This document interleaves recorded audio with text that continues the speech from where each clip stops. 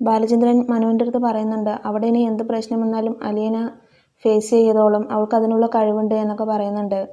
അവിടെ ഇത്തിരി കടുപ്പം കാണിക്കുന്ന ഒരാൾ പറയുന്നത് സ്റ്റാൻലി മാത്രമാണ്. അയാളുടെ ക്യാരക്ടറൊക്കെ അലീന മാറ്റിയെടുത്തോളും, പതിയെ പതിയെ അയാൾ താഴെത്തട്ടിലേക്ക് ഇറങ്ങിക്കോളും എന്നൊക്കെ പറയുന്നുണ്ട്. ഞാനിന്ന് അങ്ങോട്ട് കടപ്പാട്ടൂരോട്ട് വരുന്നില്ല, ഇവിടെ എവിടെയെങ്കിലും ഒരു റൂം എടുത്തിട്ട് ഇവിടെ താമസിച്ചിട്ട് നാളെ വരുള്ളൂ എന്നൊക്കെ പറഞ്ഞിട്ട് മനുവിൻ്റെ അടുത്ത് പറയുന്നുണ്ട്.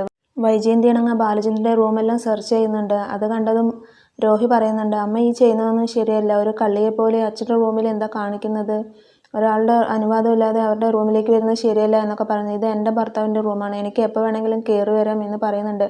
അങ്ങനെ ബാലചന്ദ്രൻ്റെ ലാപ്ടോപ്പ് എടുത്തിട്ട് എല്ലാം സെർച്ച് ചെയ്യുന്നുണ്ട്. 12.5 പവൻ സ്വർണവും 17,000 രൂപയുടെ ഡ്രസ്സും എടുത്തു കൊടുത്തിട്ടുണ്ട്. എന്തിനാണ് അങ്ങനെ എടുത്തു കൊടുത്തത്, അവളുടെ തൊലിവെളുപ്പിന് കൊടുത്ത വിലയാണോ അത് എന്നൊക്കെ പറഞ്ഞിട്ട് ഓരോന്ന് പറയുന്നുണ്ട്. അത് കേട്ടത് ബബിതയും രോഹിയും കൃഷ്ണയൊക്കെ പറയുന്നുണ്ട്, ഞങ്ങളുടെ മുന്നിൽ വെച്ചിട്ടാണ് അച്ഛൻ കൊടുത്തത്, ഞങ്ങളുടെ അടുത്തും കൂടെ അനുവാദം ചോദിച്ചിട്ടാണ് കൊടുത്തത്, അതിനെന്താ പ്രശ്നം, എന്തിനാ അമ്മ ഇങ്ങനെയൊക്കെ വേണ്ടാത്തരം പറയുന്നത് എന്നൊക്കെ പറഞ്ഞിട്ട് അവരിങ്ങനെ ഓരോന്ന് പറഞ്ഞ് വഴക്കൊക്കെ പറയുന്നുണ്ട്. എനിക്കറിയണം ഒരു വേലക്കാരിക്ക് എന്തിന് ഇത്രയും പൈസയും സ്വർണവും കൊടുത്തു എന്ന് എനിക്കറിയണം. ഇതിനു മുമ്പ് ഇവിടെ വേലയ്ക്ക് നിന്നിട്ടുണ്ട്, അവർക്കൊന്നും ഇങ്ങനെയുള്ള പരിഗണന ഉണ്ടായിരുന്നില്ലല്ലോ, പിന്നെ ഇവൾക്ക് മാത്രം എന്താണ് ഇത്ര പ്രത്യേകത, അത് കൊടുക്കാൻ മാത്രം എന്ത് ബന്ധമാണ് അവർ തമ്മിലുള്ളത് എന്നൊക്കെ പറഞ്ഞിട്ട് പറയുന്നുണ്ട്. മനു പറയുന്നുണ്ട്, ബബിതയും കൃഷ്ണയും കല്യാണം കഴിക്കുമ്പോൾ ഒരുപാട് സ്വർണവും പൈസയൊക്കെ കൊടുക്കണ്ടേ, അപ്പോൾ ഇതും ആൻറ്റിയുടെ മകളാണ് എന്ന് വിചാരിച്ചാൽ മതി, അങ്ങനെ നോക്കുമ്പോൾ കുറച്ചല്ലേ അവൾക്ക് കൊടുത്തിട്ടുള്ളൂ, ഇനിയും കൂടുതൽ കൊടുക്കാനുള്ളതല്ലേ എന്നൊക്കെ പറഞ്ഞിട്ട് പറയുന്നുണ്ട്.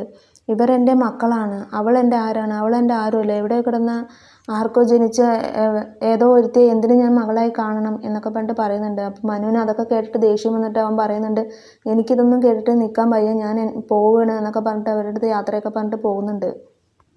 അലീനയ്ക്ക് ആൻ്റപ്പൻ വീടും പരിസരവും എല്ലാവിടെയും നടന്ന് കാണിച്ചു കൊടുക്കുന്നുണ്ട്. ഇത്ര സ്ഥലമുണ്ട്, റബ്ബറുണ്ട് എന്നൊക്കെ പറഞ്ഞിട്ട് ഓരോന്നും ഇങ്ങനെ കാണിച്ചു കൊടുക്കുന്നുണ്ട്.